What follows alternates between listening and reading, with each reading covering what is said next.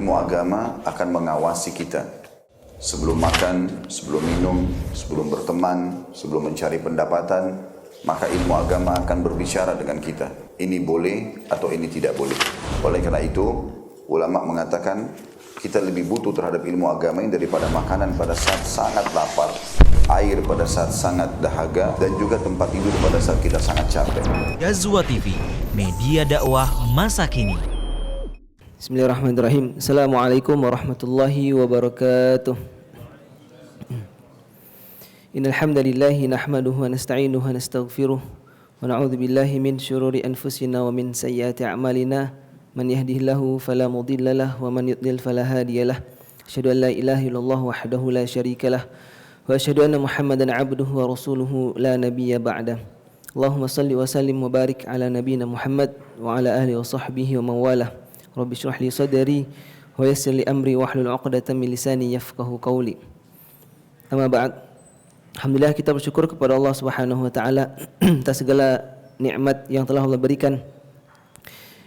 Adalah nikmat yang kita rasakan sekarang secara kasat mata adalah nikmat kesehatan, kemudian nikmat harta yang Allah berikan, nikmat kesehatan dan waktu yang Allah berikan. Kemudian semua yang Allah berikan berupa harta yang sama-sama kita syukuri. Dan semua yang kita dapatin berupa nikmat dari Allah Subhanahu wa taala di muka bumi ini adalah lebih kalah dari satu nikmat yang Allah berikan kepada kita. Apa satu nikmat ini? Adalah nikmat kita bisa melaksanakan ketaatan kepada Allah Subhanahu wa taala. Banyak orang yang beragama Islam di luar sana tapi tidak dimudahkan dan diberikan kesempatan irsyad oleh Allah Subhanahu wa taala untuk menegakkan ketaatan. Dan ketaatan yang beruntun yang kita lakukan, salat zuhur berjamaah, kemudian dilanjutkan dengan ta'lim. Ini adalah bentuk dari salah satu di ketaatan, yang mana ketaatan inilah yang menjadi pondasi kita dalam beragama ini. Itu adalah salat dengan ilmu. Jemaah azanallahu wa iyyakum, di pertemuan kali ini kita akan tuntaskan di hadis keempat dari kitab Jami'ul Ulum wal Hikam. Sebelumnya kita sudah membahas bagaimana penciptaan makhluk, bagaimana penciptaan manusia. Kemudian al-muallif juga memaparkan bagaimana at-takhliq wat-taswir wat-taqdir. Al-muallif Imam Ibn Rajab Al-Hambali menyempurnakan pemaparan beliau berupa penciptaan manusia. Sekarang ini adalah bagaimana pembentukannya dan penetapan takdir terhadap janin, ya, makhluk yang akan dilahirkan. Kemudian al-muallif memaparkan satu hadis. Hadis Hudzaifah ibn Usaid. Ma yadullu ala khalqil lahm wal 'idham fi awwalil arba'in ats-tsaniyah. Diriwayatkan oleh Sahih Muslim an Hudzaifah bin Usaid dari Nabi sallallahu alaihi wasallam qala idza marra bin nutfah 42 lailah ba'atsallahu ilaiha malakan. Ini sebagaimana hadisnya sudah kita sebutkan juga di pertemuan sebelumnya. Kita akan ulang dan kita akan ambil beberapa poin penting dalam hadis yang disebutkan oleh al-muallif. Idza marra bin nutfah 42 lailah. Kalau nutfah sebelumnya yang sudah masuk ke dalam rahim itu sudah berlalu 42 malam, 42 hari, kemudian ba'atsallahu ilaiha malakan. Fase nutfah yang pertama yang kemarin kita bahas, ya, ada 3 fase penciptaan manusia itu: nutfah, kemudian alaqah dan mudghah. Nutfah itu yang masih berbentuk air mani dengan perubahan-perubahannya. 40 hari kedua bentuk alaqah, segumpal darah dengan perubahannya selama 40 hari. Setelah itu baru masuk fase ketiga, yaitu mudghah. Di 4 hari berikutnya perubahannya dalam bentuk daging, mudghah. Nah, ketika masuk hari 42, Allah Subhanahu wa taala mengutus malaikat fasawwaraha, dan malaikat ini memberikan bentuk rupanya. wa khalaqa sam'aha wa basaraha wa jildaha wa lahmaha wa 'idhamaha. Dan malaikat menciptakan pendengaran, penglihatan, kulitnya, dagingnya dan tulangnya. Artinya apa? Langsung bentuk utuh seperti itu? Tidak. Malaikat yang diutus itu adalah memulai membentuk rangka atau fondasi yang itu akan menjadi pendengaran, kulit, ya. Kemudian itu termasuk tulangnya. Dibentuk fase yang kedua itu alaqah. Artinya alaqah ini sudah mulai pembentukan fase. Sebenarnya sebelumnya yang sudah kita bahas di 40 hari pertama itu menentukan jadi enggak jadinya sebuah janin. Ya. Itu fase yang sangat menentukan. Makanya kalau ibu hamil itu awal-awal kehamilan itu benar-benar dijaga. Ya. Dan itu fase mereka sangat berat sekali. Muntah, mual, pusing dan seterusnya. Karena pembentukan ini sampai ke fase yang kedua. Ini berat bagi seorang ibu. Tsumma qala, kemudian malaikat bertanya, "Ya Rabb, adzakarun aw untha?" Ini di fase kedua yang bentuk alaqah. Allah mengutus malaikat dan malaikat bertanya, "Ya Rabb, adzakar aw untha?" Ya Allah, apakah janin ini laki-laki atau perempuan? Fayaqdi rabbuka ma syaa'a wa yaktubul malak. Kemudian Allah menetapkan laki-laki kah atau perempuan, kemudian malaikat mencatatnya. Tsumma yaqul, "Ya Rabb, ajaluh." Ya Allah, bagaimana dengan usianya, ajalnya di dunia ini? Fayaqulu rabbuka ma syaa'a. Kemudian Allah juga menentukan sesuai dengan kehendak Allah. Wa yaktubul malak. Kemudian malaikat mencatat sesuai dengan keputusan Allah Subhanahu wa taala. Tsumma yaqul ya Rabb rizquhu.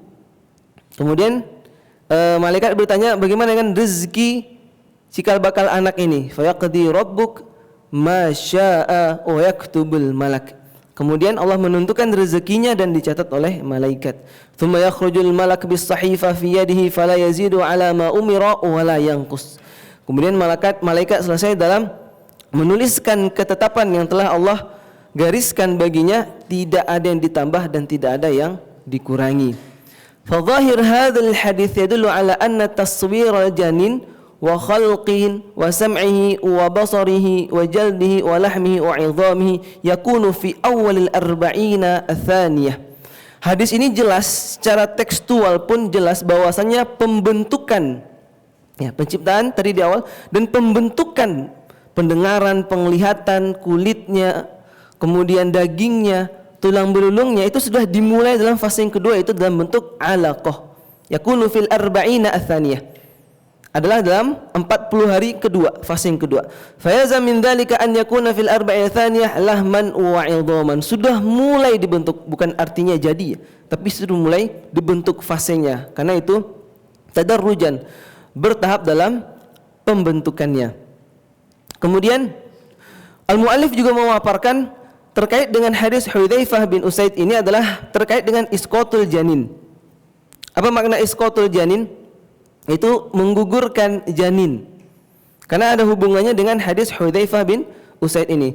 Wa qad rakhasa ta'ifah min al-fuqaha lil mar'a fi isqatin ma fi batniha ma lam yanfukh fihi ar-ruh wa ja'alhu kal 'azl.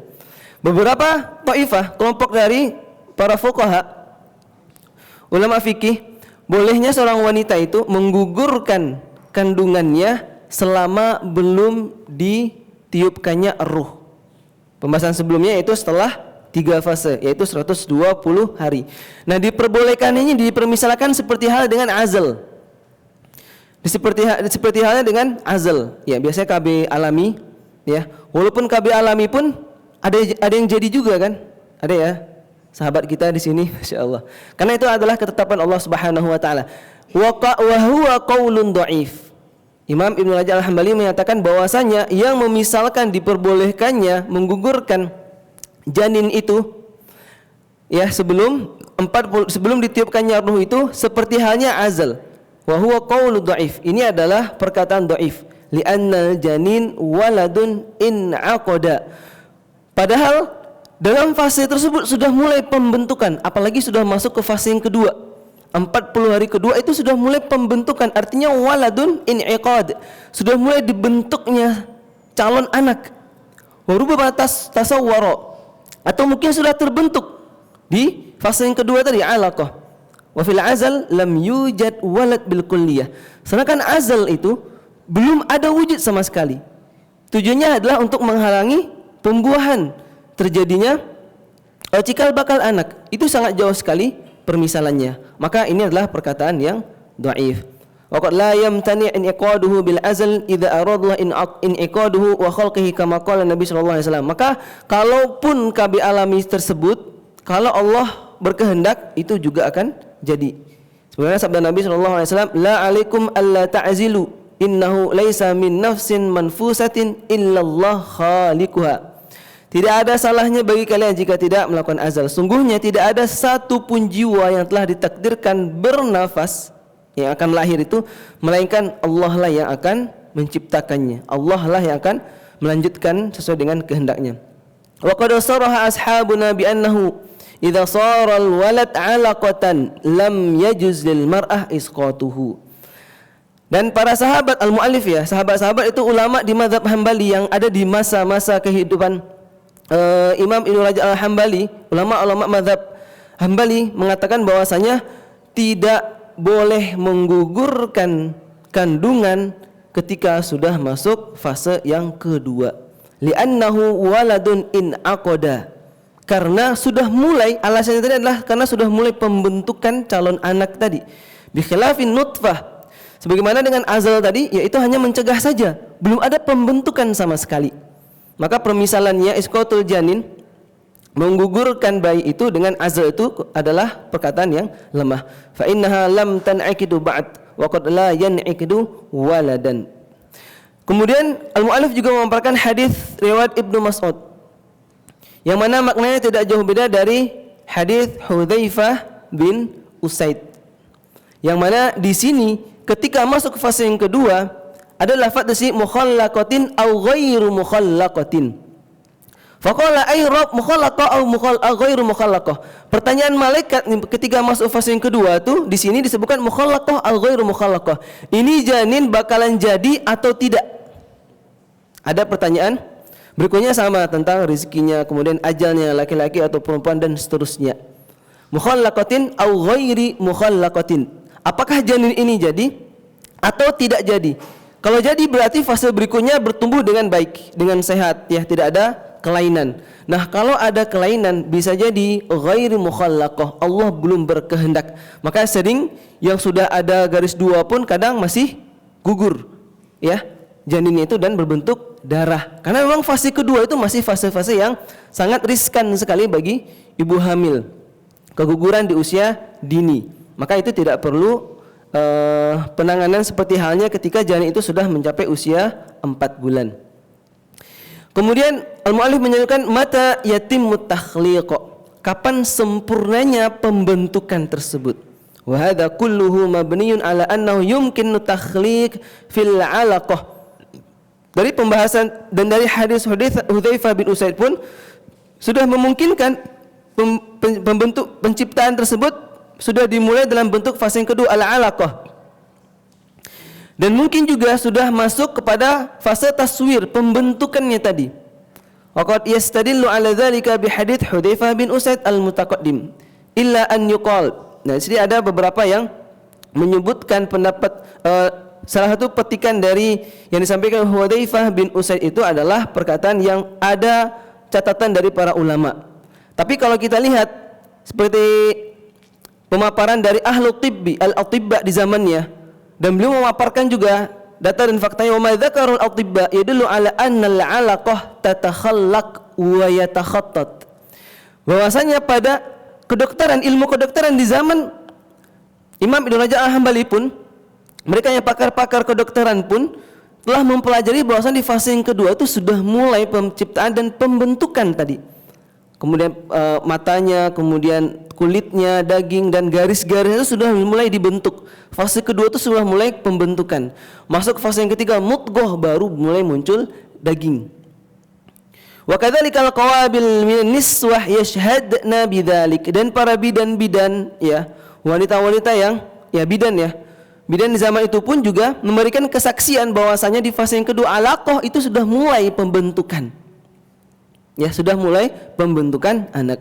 Wa hadits Malik bin Al-Huwairits yashhad bit taswir fi hali kaunil janin nutfah aidan wallahu alam. Dan juga ada pendapat yang lain, dalam bentuk nutfah itu sendiri yang 40 hari pertama itu sudah ada pembentukannya, wallahu alam. Kemudian setelah 3 fase terakhir masuk ke mudghah, di fase berikutnya baru malaikat meniupkan ruh dan dituliskan ajalnya. 4 perkara tadi. Bainal kitabati wa nafkhir ruh. Di sini juga ada perbedaan pendapat ulama, apakah ditulis dulu 4 perkara yang digariskan baginya atau ditiupkan ruh terlebih dahulu. Wa ikhtalafat alfadhu riwayat hadzal hadits fi tartib kitabah wan nafkh. Fa fi riwayat Bukhari fi sahihi yub'ats ilaihi al-malak fayu'mar bi 4 kalimat thumma yunfakhu fihi ar-ruh. Hadis Bukhari, ya, dalam Sahih Bukhari, yub'ats malaik, diutus malaikat, kemudian baru ditetapkan 4 hal tadi, kemudian baru ditiupkan ruh, Fa amma nafkhur ruh faqad rawiya sarihan anis sahabah radhiyallahu anhum annahu innama yunfakhu fihi ruh ba'da 4 asyhur. Dan banyak ya riwayat yang mensharihkan bahwasannya setelah 4 bulan atau 3 fase nutfah, alaqah wal mudghah, baru itu ditiupkan ruh kepada janin tersebut. Wa ta'sisu madhab Ahmad alaih, dan ada beberapa dan penetapan hukum dari Imam Ahmad dan mazhab Al-Hambali bahwasanya berdasarkan dari fakta-fakta hadis-hadis yang kita bacakan sebelumnya, bahwasanya ruh ketika sudah ditiupkan di fase yang keempat, yaitu 120 hari setelah 4 bulan, itu berlaku ketika terjadi keguguran, maka itu berlaku hukum seperti halnya mayit, ya. Mungkin antum pernah mendapati atau melihat, ya, biasanya setelah 4 hari, dan bahkan ada juga pendapat Sayyid bin Musayyib juga 4 asyhur wa asyra, 4 bulan 10 hari. 4 bulan 10 hari. 10 hari ini adalah waktu ditiupkannya ruh.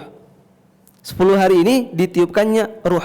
Makanya ada iddah wanita yang ditinggal wafat oleh wanita yang suaminya meninggal, ya. Itu ada masa iddahnya berapa? 4 asyhur wa asyra. Disebutkan 4 bulan 10 hari. 4 bulan itu memastikan janinnya terlebih dahulu. Kemudian 10 hari itu adalah fase ditiupkannya ruh. Ini ada pendapat dari Sa'id bin Musayyib. Maka ketika sudah melewati 4 asyhur wa asyra, itu berlaku ketika anaknya keguguran, maka itu berlaku hukum seperti halnya mayit, ya, dimandikan, dikafani, disolatkan dan dimakamkan. Kemudian dituliskannya 4 takdir itu, dituliskannya rezeki. Rezekinya sedikit atau banyak, dari mana dia akan mendapatkan rezekinya, dengan cara apa dia mendapatkan rezekinya, berkurang atau bertidaknya, berapa jumlahnya, dan semuanya secara lengkap rezekinya itu digariskan. Kemudian ajal seorang juga ditetapkan saat itu. Meninggalnya kapan, di mana, di waktu kapan, ya, detailnya waktu, detik, menit, tempat dan seterusnya itu sudah digariskan ketika penetapan ini. Kemudian dituliskan, ditetapkan amalannya, amalan salehkah atau amalan sayyi yang dia bakal lakukan, yang bermanfaatkah untuk dirinya atau untuk orang lain, dan itu akan bermanfaat untuk seluruh amal kebaikannya nanti. Kemudian yang terakhir baru dituliskan akhir hayatnya, al-ma'al. Nah, ini hal yang paling menentukan sekali bahwanya seorang itu apakah dia sa'idun am syaqiyun. Nah, seorang itu apakah dia bahagia ataukah dia termasuk orang yang celaka. Fa amma sa'idun fil jannah khalidina fiha ma damatis samawati wa ard illa ma syaa rabbuk. Dan sebaliknya, wa amma syaqiyun, dan ayat berikutnya. Kemudian at-tibbu wa taswirul janin. Kemudian ada juga beberapa Imam Ibn Rajab Al-Hambali juga memaparkan dari para ahli kedokteran di zamannya. Wa amma ahlu tib fadzakaru anna janin intasawwaru fi 35 yawman taharrak fi 70 yawman. Ini ada beberapa data yang dibawa berdasarkan ilmu kedokteran di zamannya. Itu sesuai dengan apa yang didapati dengan zaman sekarang ini. Beliau menyebutkan bahwasanya usia 35 hari itu janin sudah mulai terbentuk. Kemudian akan bergerak pada usia 70 hari. Artinya itu sudah mulai fase kedua. Kemudian dilahirkan di usia 210 hari. Atau paling cepat itu anak bisa dilahirkan, yaitu yang biasanya yang lahiran lebih awal itu prematur, itu di usia 7 bulan. Itu sudah paling cepat. Kemudian didakta dari kedokteran di zaman beliau juga mengatakan pembentukannya di usia 45 hari. Sempurnanya fase yang pertama. Mulai ada pergerakan di usia 90 hari, fase yang kedua. Kemudian dilahirkan di usia 270 hari atau setara dengan waktu normal kelahiran di 9 bulan. Kemudian juga al-mu'allif memaparkan sabaqul qadar, ketetapan takdir. Tadi di hadis sebelumnya juga disebutkan, digariskan 4 hal yang akan digariskan baginya, yang mana semuanya hal-hal disebutkan dipaparkan oleh al-muallif. Wa bikulli halin fa hadhihi kitabah allati tuktab lil janin fi batni ummihi ghaira kitabatil maqadir as-sabiqah li khalqil khalaiq al-madhkurah fi qawlihi. Perhatikan, adalah garis takdir yang dituliskan oleh malaikat ketika dalam bentuk janin itu adalah mengambil dari catatan-catatan maqadirul alam, yang mana Allah sebelumnya telah menciptakan kolam, yang kolam itu yang menuliskan semua maqadir yang akan terjadi, baik manusia, tumbuhan, kemudian planet ini, semuanya telah Allah takdirkan.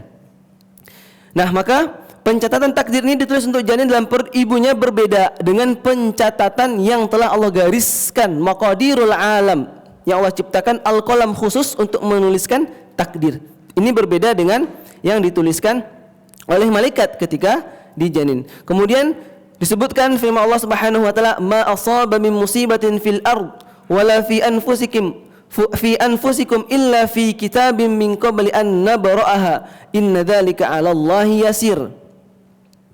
Setiap bencana yang menimpa di bumi dan yang menimpa dirimu sendiri, semuanya telah tertulis dalam kitab, yaitu Lauhul Mahfuz. Inilah takdir yang dituliskan melalui perantara kolam yang Allah ciptakan sebelum kami membentuk kalian. Sungguhnya demikian itu mudah bagi Allah Subhanahu wa taala. Dan juga ada hadis yang menguatkan firman Allah Subhanahu wa taala ini. Maka korelasinya adalah ketika takdir yang ditetapkan oleh janin itu sebenarnya adalah di hadis Ibnu Mas'ud sebelumnya disebutkan bahwasanya malaikat hanya mengutip dari takdir yang telah dituliskan dalam Lauhul Mahfuz. Ya, nutfah ini apakah jadi atau tidak, kemudian ajalnya, kemudian rezekinya, kemudian sa'idun atau syaqiyun, semuanya diambil oleh malaikat sesuai dengan keputusan Allah Subhanahu wa taala dari maqadirul alam, dari takdir yang sudah dituliskan di Lauhul Mahfuz. Maka sampailah dilahirkan di usia 9 bulan, maka lahirlah seorang anak atas izin Allah Subhanahu wa taala. Maka pelajaran yang bisa kita habis dari hadis ini bahwasanya ikhwah sekalian, yang pertama adalah di zaman Nabi sallallahu alaihi wasallam, Nabi telah bersabda perihal hal yang gaib dan kita tidak tahu sama sekali. Dan mungkin sedikit demi sedikit baru terbukti di zaman sekarang dengan perlengkapan dan teknologi yang ada. Maka ini adalah mukjizat ilmiah Nabawi sallallahu alaihi wasallam yang menjadi bukti nyata agar kita lebih mengimani apa yang dibawa oleh Nabi sallallahu alaihi wasallam. Kemudian yang kedua adalah kita bisa meneladani para pendahulu. Adalah anjuran kita untuk mengambil pelajaran dari orang-orang yang sebelumnya. Dan dari penciptaan ini pun kita bisa tergambarkan, kitalah yang akan memilih apakah kita termasuk orang-orang yang sa'id atau orang-orang yang syaqiyun. Itu kembali bagaimana keilmuan kita memahami penciptaan ini dan tujuannya, dan dengan taunya kita, dengan ilmu ini kita sendiri akan menentukan apakah kita digariskan oleh Allah Subhanahu wa taala termasuk golongan yang sa'idun, yang bahagia, atau golongan yang syaqiyun, mereka yang celaka di akhirat kelak.